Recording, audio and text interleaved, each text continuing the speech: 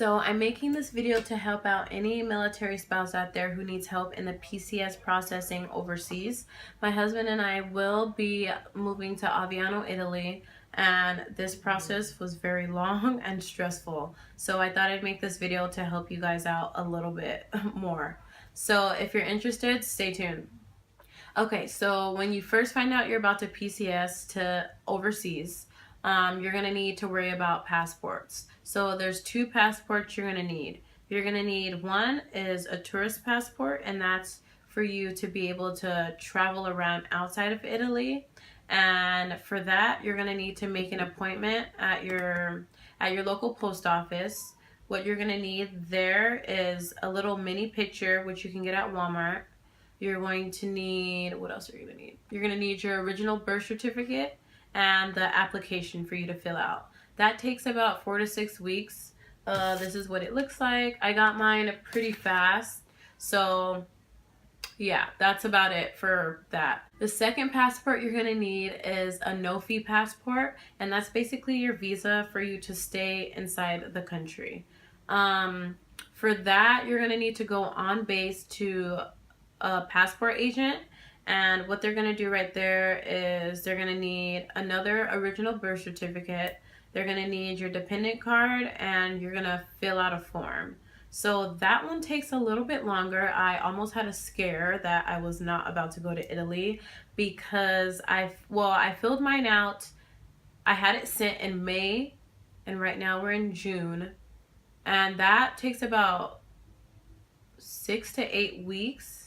I think because in June it's like PCS season, everyone's PCSing. So basically I almost wasn't able to go because the passport didn't call in time. The lady kept calling me and was like, I'm calling every day, because at the embassy they only do passports Mondays, Wednesdays, and Fridays. They process them. So it's been really busy, and thankfully she called me back 2 days ago and was like, okay, we're gonna ship it out and you're gonna get it, and it's literally 1 day before I'm about to PCS. So I was so thankful that I could go, because if you don't have that no fee passport, you can't go to Italy. So thank you that I was able to go. So the second thing you have to do once you find out you PCS is go to medical. So basically your husband has a piece of paper that basically states all the things he needs to do in order to PCS. So you don't have to be like, okay, what do I do? What do I do? Your husband basically has everything, and he has dates that he needs to do them by. So technically you can't really get your visa yet until you go to TMO, or you can't do TMO unless you've talked to finance. So they keep you on track with everything you need to do. So don't freak out like, okay, what do I do? Because your husband has everything that he needs to do and that for you to need to do. So the next thing basically that was on the step was to go to medical. So once we were at medical, we went to a special needs coordinator, and what she does, she gives you a form that you need to take to your dentist. And what basically that form is, when you take to your dentist, is that you don't need your wisdom teeth taken out or need any surgeries in the next couple of months, because it's kind of hard once you go overseas to do that stuff. So they want to make sure everything is good and you're clear to go. Once you're done with the dentist, you're going to bring that back to the special needs coordinator, and then she's going to ask you a date to have a meeting with the doctor.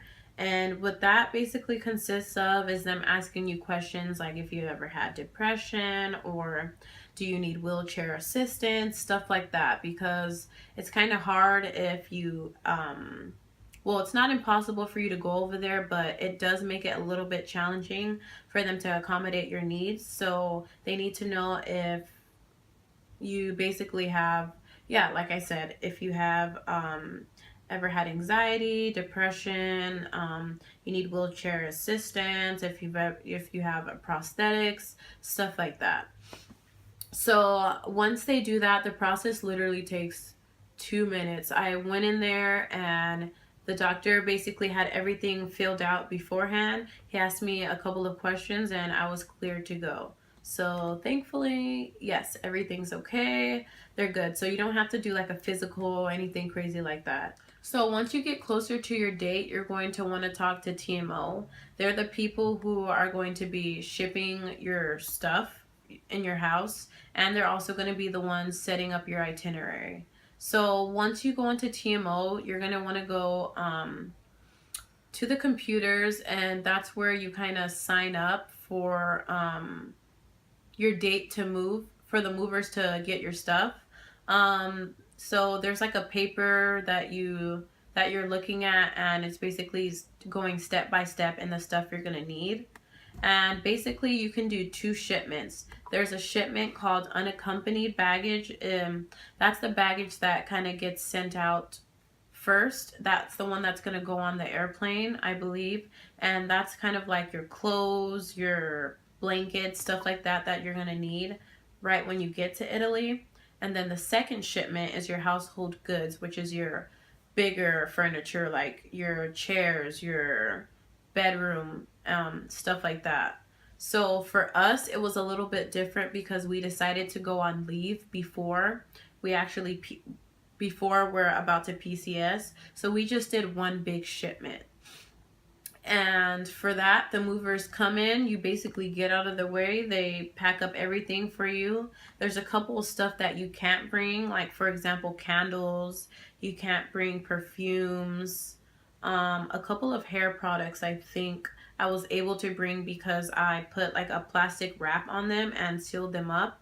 I was very thankful for that. But there's a couple of things that you can't bring, and TMO will talk to you about that once you've completed that application out in their office. So just be careful with that. And if you decide to pack up your own stuff, just know that they will reopen it and then repackage it, because if anything gets broken out there, they're going to be basically responsible. So if I would recommend just letting them do everything. It saves a lot of time and a lot of stress. And basically for the itinerary, that was also very easy because you don't have to leave from, well, we were we were stationed in Montana. So since we were going on leave, they were able to fly us directly to Italy instead of us going back to where we were stationed before, which was Montana, and then flying out to Italy, which was very great. And that basically leads me into my next thing, is worrying about your car.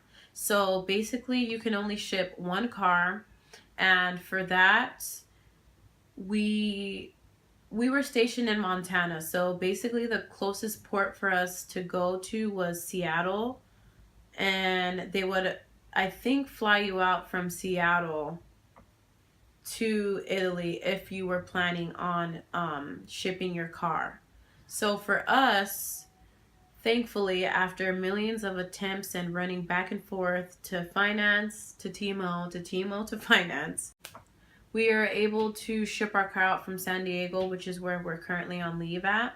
So if you don't know San Diego, they have a big Navy base here. So they were able to ship my husband's car from here all the way to Italy. So just talk to your talk to TMO. So like us, again, we have to explain to them that we're going on leave. So is it okay if we can ship our car from San Diego? All you have to do is just talk to the shipping people that you're going to ship it from. Make sure it's okay before you bring the car all the way instead of having to go to Seattle. So that worked out for us very, very good. So I was glad we were able to fly out, one, from San Diego here, and also to get our car shipped, which was very, very helpful. And I think they reimburse you. So if you're not planning on going on leave before and you're from Montana or wherever, they will reimburse you. So they would have reimbursed us from going from Montana, driving all the way to Seattle. So they do reimburse you for that, which leads me into kind of like the money. Make sure if you are PCSing that you do have your GTC, which is your government travel card, and your husband should have that. If you don't, like if this is your first PCS anywhere, uh, you should, yeah, you should, your husband should have a government travel card, and basically you're going to be using that to pay for your itinerary. You have to use your government travel card and stuff like that. Another thing is, when you get closer to the date, your husband is going to get a sponsor. Your sponsor basically picks you up from the airport. He sets up your hotel once you get there. He takes you around base, shows you around, and gets you kind of started. You're going to need his information. He's going to give it to you, but you're going to need that for your visa.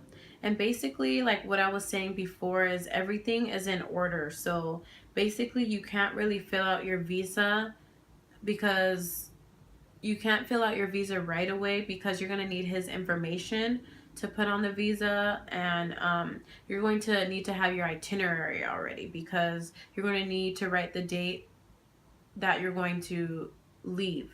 And you can't do that unless you have all the information. So basically, everything is just step by step by step. So take it easy and you'll be fine. So basically, in a nutshell, that's all you have to do in order to PCS. If you have any questions, comments, or concerns, please leave them down in the comment section. And yeah, thank you for watching.